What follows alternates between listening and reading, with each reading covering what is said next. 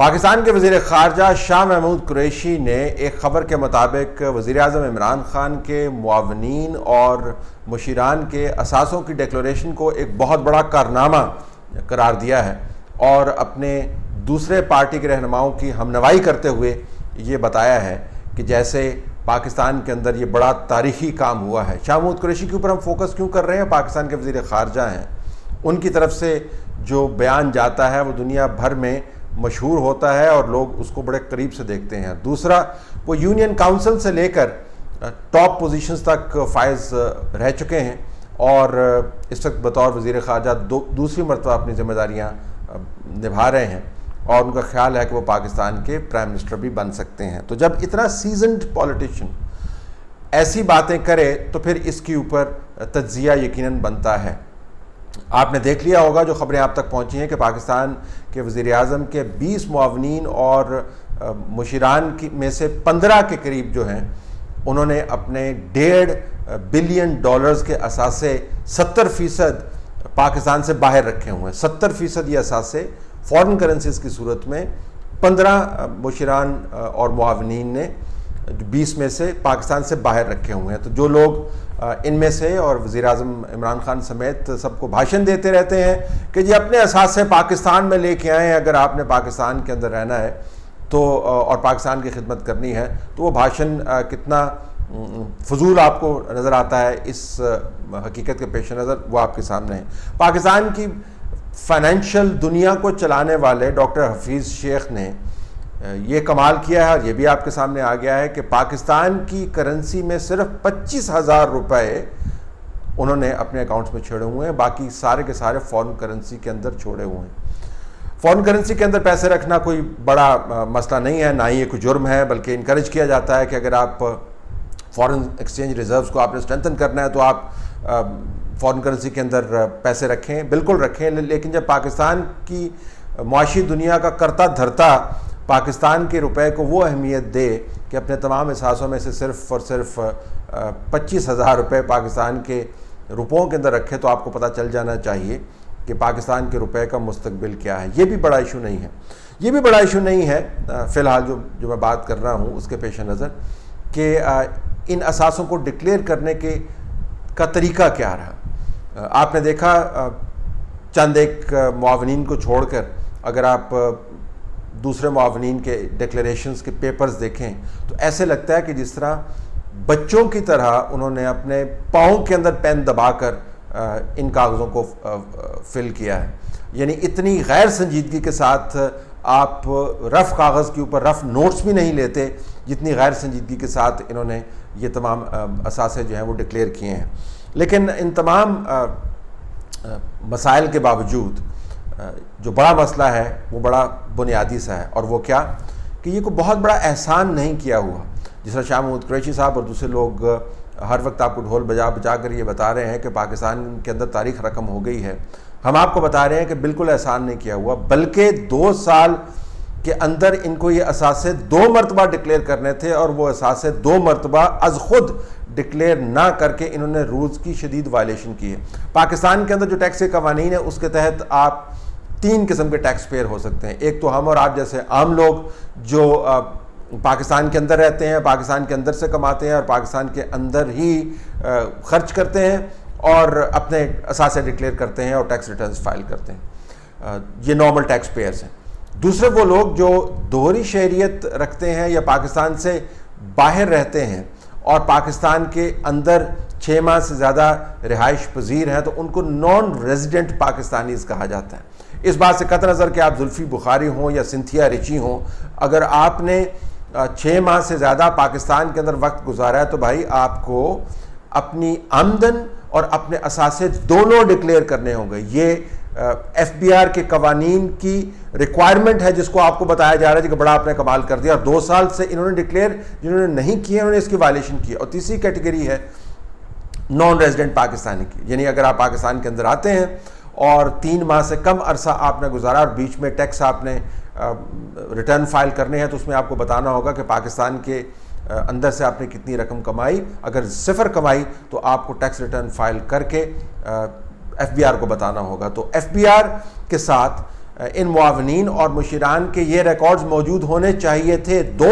سال سے ان میں سے 90% لوگوں نے نہ ویلتھ سٹیٹمنٹ نہیں ڈکلیئر کی ہے اور نہ ہی اپنی انکم ٹیکس ریٹرنز فائل کیے ہیں. اور اب جب بچوں کی طرح ان پیپروں کے اوپر کیڑے مکوڑے ڈال کر آپ کے سامنے ایک بیان جاری کر دیا ہے تو قوم کے سر پر احسان کر رہے ہیں کہ جیسے انہوں نے بہت بڑی تاریخ رقم کی ہے. زلفی بخاری ہوں, معید یوسف ہوں, ڈاکٹر حفیظ شیخ ہوں, وہ تمام لوگ جو پاکستان کے اندر 3 ماہ سے کم یا 3 ماہ سے زیادہ رہتے ہیں, نان ریزیڈنٹ اور ریزیڈنٹ پاکستانیز ہونے کے ناطے ٹیکس ریٹرنز اور ویلتھ سٹیٹمنٹس فائل کرنے کی ان پر پابندی تھی. اگر انہوں نے نہیں کیا تو کمال کیا. اب اس کے بعد صرف معاملہ یہ نہیں ہے کہ آپ نے ویب سائٹ کے اوپر اپنے ایسس ڈکلیئر کر دیے, اس کا کوئی سر پیر نہیں ہے, یہ کوئی بہت کام نہیں, یہ کام ہے ہی نہیں. ویب سائٹ کے اوپر آپ نے نہیں چڑھانے تھے یہ ایسٹس اور انکم کی سٹیٹمنٹس. آپ نے 2 سال جب آپ یہاں پر موجود تھے پاکستان کے اندر FBR کے ساتھ یہ فائل کرنی تھی, تو آپ نے کی یا نہیں کی, نمبر 1. نمبر 2, اثاثے صرف پاکستان کے اندر جو آپ نے رکھے ہوئے ہیں ریزیڈنٹ اور نان ریزیڈنٹ پاکستانیز وہی ڈکلیئر نہیں کرنے.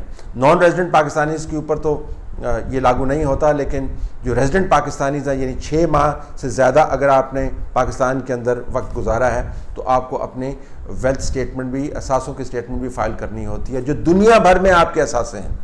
اگر آپ نے امریکہ کے اندر گھر رکھا ہوا ہے تو آپ کو وہ ڈکلیئر کرنا ہے.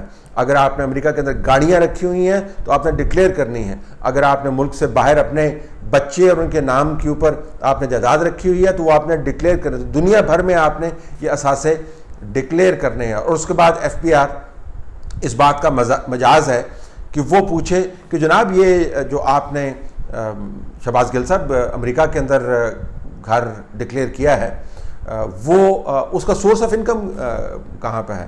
زلفی بخاری صاحب یہ جو آپ نے جو چیزیں آپ نے ڈکلیئر کی ہیں کیا یہ مکمل ایسٹس ہیں؟ جو کمپنیاں آپ نے ڈکلیئر نہیں کی جن کے بارے میں بڑے شکوک و شبہات ہیں وہ کہاں پر ہیں اور سورس آف انکم کیا ہے؟ تو FBR چاہے آپ ڈیول نیشنل ہو, چاہے آپ کے پاس 3 نیشنلٹیز ہوں, چاہے آپ کے پاس 6 نیشنلٹیز ہوں پاکستان کے اندر, اگر آپ نے ٹیکس ڈکلیئر اپنی ویلتھ سٹیٹمنٹ ڈکلیئر کی ہے تو آپ کو تمام اثاثے ڈکلیئر کرنے اور FBR نے پھر پوچھ پرتیت کرنی ہے.